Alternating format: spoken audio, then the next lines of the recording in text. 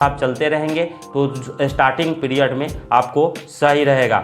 आपको जो नाम मंत्र मिला है, जो गुरु से दीक्षा मिला है, उसका स्मरण आप करते रहेंगे। जहाँ तक आपका ज्ञान है आप आगे की तरह चिंतन करेंगे तो और भी ज्ञान आपका बढ़ता रहेगा। अब चलते हैं कि आपको आगे क्या, ये एक और जो है तो एक लिखते हैं कि साधक को क्या देखना चाहिए। तो मैं समझ नहीं सका, लेकिन मैं आध्यात्मिक तरीके से उनका भी मैं बताता हूँ कि साधक को कुछ और देखने की आवश्यकता नहीं है। साधक को अपने आप को देखने की आवश्यकता है, अपने भीतर झांकने की आवश्यकता है, बाहर कुछ भी देखने की आवश्यकता नहीं है। अगर उन्होंने ऐसा सवाल किया है तो इसका जवाब हम यही है और यही होना भी चाहिए और यही उचित जवाब है। जो शास्त्र अनुगत यही जवाब लगता है कि जो है साधक को कहीं भी और देखने की ज़रूरत नहीं है, अपने भीतर ही झांकने की और अपने मन में अपने आप में ही आत्मचिंतन करने की ज़रूरत है, कहीं बाहर देखने की ज़रूरत नहीं है। तब और क्या है, क्या विचार करना चाहिए। अब देखिए, अब ये क्या विचार करना चाहिए तो भी हम उस पर आपको बताते हैं कि क्या विचार करना चाहिए। अनंत अगोचर का विचार आप करना चाहिए। जो यह ब्रह्मांड है, यह जो ब्रह्म की शक्ति है, यह अनंत है।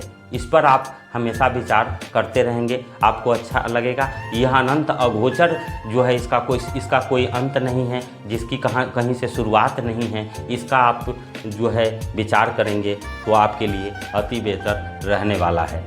अब देखते हैं कौन सा प्रश्न है, क्या विचार करना चाहिए, किस तत्व में वास करना चाहिए। ये तो बहुत ही आध्यात्मिक आपका विचार है। तो आपने ऐसा हमें जो है मैसेज किया, तो इसके लिए बहुत बहुत धन्यवाद। क्या है कि किस तत्व में वास करना चाहिए, किस तत्व में वास करना चाहिए, किस तत्व में वास करना और किसके लिए हम विचरण करें, यानी किसका चिंतन विचार करें, जो किस ज्ञान का विचार करें जिसके लेकर के हमको पार उतरना चाहिए। फिर से हम पढ़ करके आपको बताते हैं, थोड़ा ठीक से लिखेंगे। किस तत्व में वास करना चाहिए, यह बहुत ही ज्ञानी है। जो कोई भी सत्संगी विचारधारा के लोग हैं, जो इस तरह की जो है हमसे प्रश्न किए हैं, जहाँ तक मैं सक्षम हूँ तहाँ तक मैं उनका जवाब देने का कोशिश करूँगा।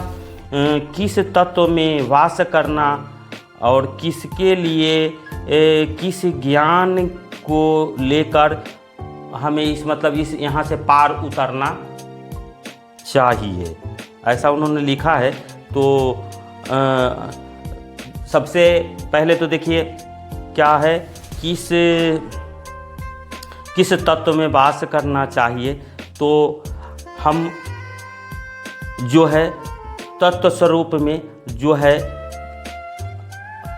हम किस तत्व में वास करना चाहिए, तो जो है हम अनंत अगोचर जो तत्व है उसको विचारना चाहिए, यानी कि अनंत अगोचर तत्व में हमें विचार करना चाहिए, ठीक है। और उसी में वास करना चाहिए, यानी उस परम पिता परमेश्वर में ही लीन हो करके और उन्हीं में आप वास करते हैं, यानी सारा सृष्टि उसी में वास करता है और कहीं दूसरी जगह नहीं है। आपके अगल बगल दाएं बाएं हर जगह वह परमात्मा का वास है, तो आप कहीं इससे भिन्न नहीं हैं। यानी वह अनंत अगोचर जो ब्रह्म है, आप उसी में वास कर रहे हैं और उसी में वास करना चाहिए। और उसी की सत्ता में यह पूरी ब्रह्मांड है, तो उससे हम बाहर नहीं हैं, इसलिए हम उसी में वास कर रहे हैं। और फिर क्या कहता है, किसके लिए जो है, हम पहले इनके प्रश्न को समझने की कोशिश करेंगे, पूरी तरह से थोड़ा साफ सुथरा में लिखेंगे। है तो ये कोई सत्संगी किसके लिए ज्ञान को लेकर